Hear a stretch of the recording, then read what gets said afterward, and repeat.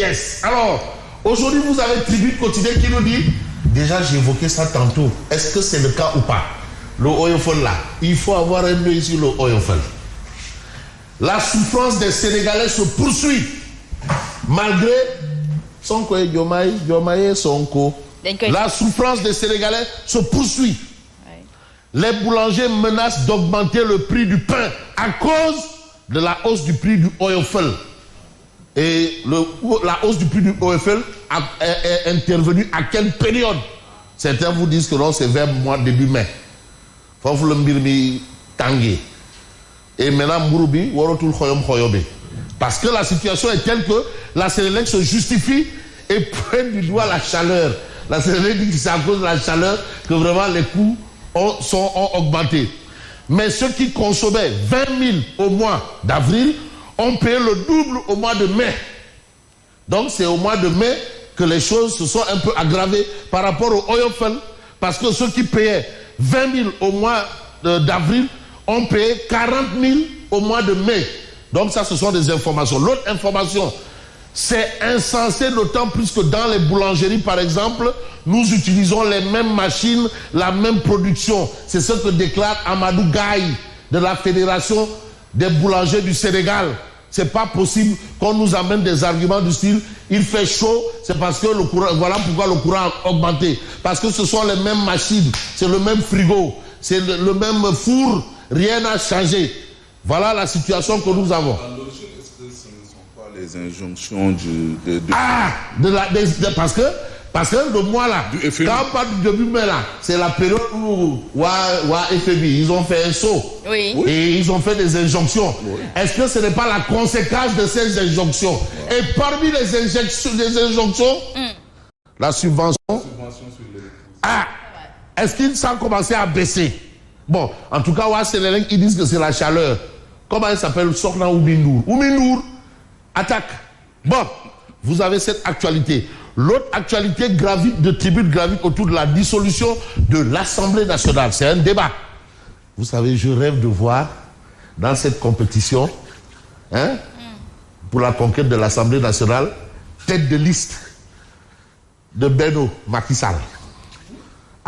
Abdoulaye Wade est tête de liste de Sopi depuis son départ du pouvoir. Bien sûr. Même la dernière élection législative, ils ont fait campagne à la photo. Donc la photo d'Abdoulaye Wade a donné 29 députés PDS. La photo. Ils ont fait campagne à la photo. Photo, rec. Mais il y avait quand même l'intercoalition.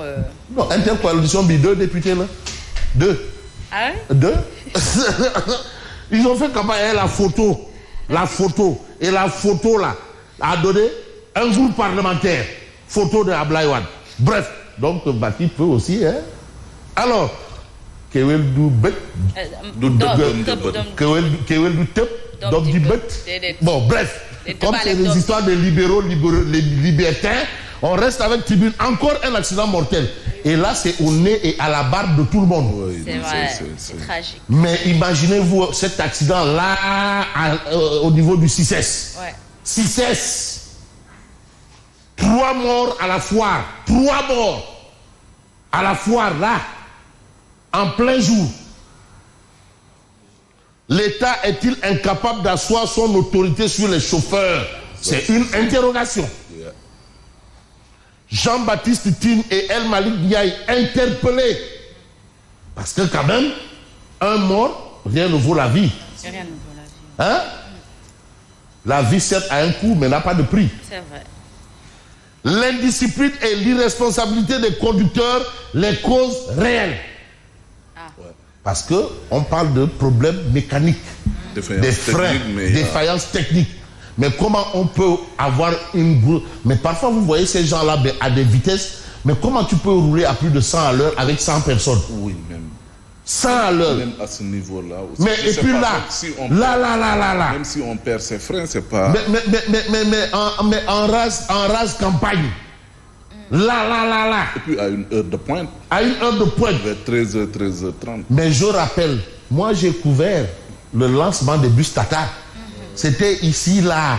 J'ai couvert ça. Et l'information, c'était quoi? Moi, l'information, parce qu'il faut savoir. Mais demandez, ça, c'était le ministre Mamadou Seck de Mbao, qui était ministre des Transports. Oui. Et d'ailleurs, même on parlait de tramway. Au-delà de cette question, il était question que ces Tata remplacent les Ndiagandiaï et les cars rapides. Et la première mission, c'était la lutte contre la surcharge. Mais le but n'a pas été atteint. Et d'ailleurs, même Gorgui avait parlé de tramway à Dakar. J'ai posé la question au ministre. Il m'a dit oui, on est dessus. Et ben, les guigui sur le tramway. On reste avec Tribune. Rapport de la Cour des comptes sur la gestion de Bamba Fall.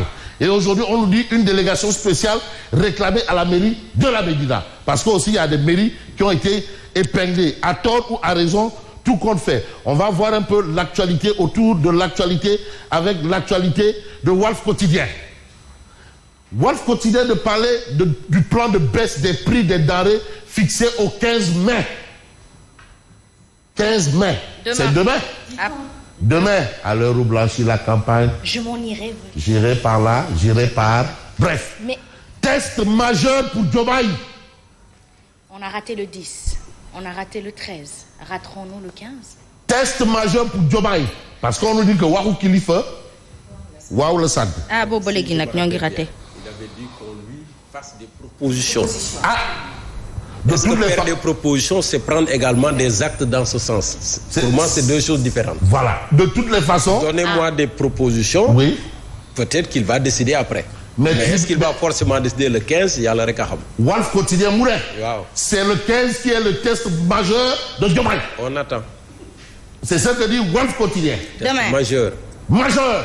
Et c'est demain. C'est demain. Parce que quand même, c'est un grand rendez-vous. Hein? C'est le rendez-vous de la dépense quotidienne. Jour de conseil De la des promesse ministres. tenue. Ah, Jour de conseil des ministres. de ministre. C'est le rendez-vous. C'est le rendez-vous de la dépense quotidienne. C'est le plus grand rendez-vous au monde. Très attendu. Très attendu. Et ça concerne tout le monde. Sauf Fofana, non, lui. C'est le directeur de la Cour des comptes, quand même. Mais non, le patron de la Cour des comptes, là.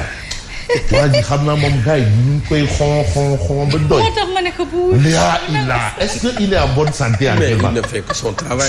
Ah, mais non, mais tu ne sais pas que ceux qui ont travaillé autour justement des rapports là, Ouais. même le rapport même de force Covid-19 là, l'agent de la Covid, mais les gens qui ont travaillé autour de ça, mais il y en a qui ont même subi des menaces, Bien sûr. des menaces saillement et bâtiment, des menaces. Non, demandez, il y a, non, et pas même des corps. Bon, Ceci dit, critique contre le nouveau régime. Et c'est à plein régime que Walf Quotidien explique pourquoi l'opposition est à fond. Qu'est-ce qui se passe? Et il paraît qu'on nous a dit que Am est de retour. Amadouba. Amba. Alors, Il a atterri hier à l'aéroport. voilà. Alors, vous avez plan d'urbanisme de détail. Et là, Fofana doit être intéressé, de même que Babacar Maïgaraf, le Mbaki Faye de Guédiouaï. Le diable est dans le détail, plan d'urbanisme de détail. Alors, de la cité Atepa, en 87 à aujourd'hui, l'histoire de la déclassification de la bande de Filao, il faut qu'on en parle. Le PUD, plan d'urbanisme de détail, un plan initial de désengorgement de Guédiouaï. Lolo Amna. Et aujourd'hui, qu'est-ce qu'on a? On parlait de désengorgement au départ. Et aujourd'hui, qu'est-ce qu'il y a? Babacar Baïgarou, il faut son cimetière là, le cimetière de Guédiouaï. Alors, la résistance locale s'organise pour la poursuite du projet. Il faut que le désengorgement de Guédiouaï se fasse. Il faut que ça se fasse. Il ne faut pas qu'on donne aux gens pour habiter. C'est d'abord ça. C'est le plan initial.